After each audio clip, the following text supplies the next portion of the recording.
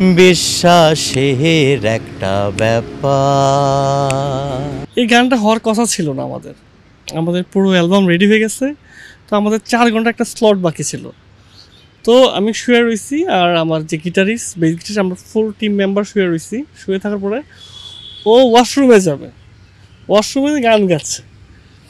টিউনটা তো ভালো লাগলো, বেরিয়েছে ক্যাপ্টেনের কার গান।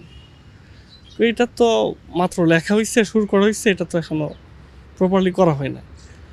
আমি আমাদের যেহেতু স্লট যেহেতু আছে 4 ঘন্টার একটা স্লট, এটার মধ্যে এই গানটা যত দ্রুত সম্ভব করা হোক। ওই 4 ঘন্টার মধ্যে তারপর আমরা গানটা রেডি করি।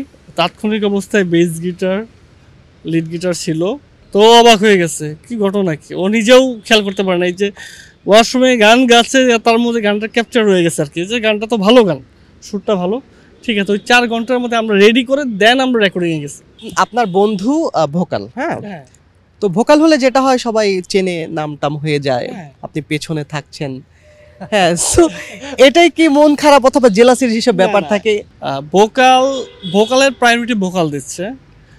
যে ড্রামস বাজে তার মানে ভাল লাগে, সে নিজের জায়গাটা ঠিকই স্লটটা খুঁজে পাচ্ছে। মানে পার্টিকুলার প্রত্যেকটা ইনস্ট্রুমেন্ট তার নিজের শখে বাজাচ্ছে কিন্তু। আর ব্যান্ড মূলত একটা ফ্যামিলি মেম্বার বলতে আর কি। ওইটা আসলে হিংসা বিদ্বেষ হয় না আমাদের মধ্যে, কারণ আমরা আসলে ব্যান্ডের প্রত্যেকটা মেম্বার নিজস্ব জায়গায় সবাই প্রায়োরিটি দিয়ে। আর ভোকালটা সাধারণ ফ্রন্টে থাকে, তাই একটু বেশি মানুষ চিনে, এটা আর কিছু না। আপনি বেছে নিয়েছেন ড্রামসকে, কারণটা জানতে পারি?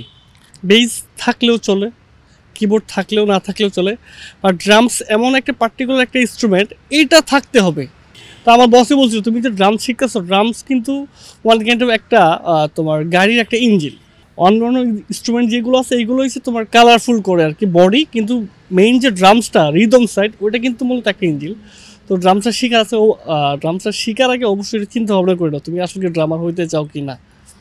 দেখলাম না, ভালো, লুকিংটাও ভালো, আর নিজের মন থেকে আসছে না আমি ড্রামস বাজাই। আচ্ছা, আপনার কাছে আরেকটা প্রশ্ন থাকবে, যারা নতুন ড্রামস শিখতে এসেছেন বা ড্রামস শিখতে চাইছেন, তাদের প্রতি আপনার পরামর্শটা কি?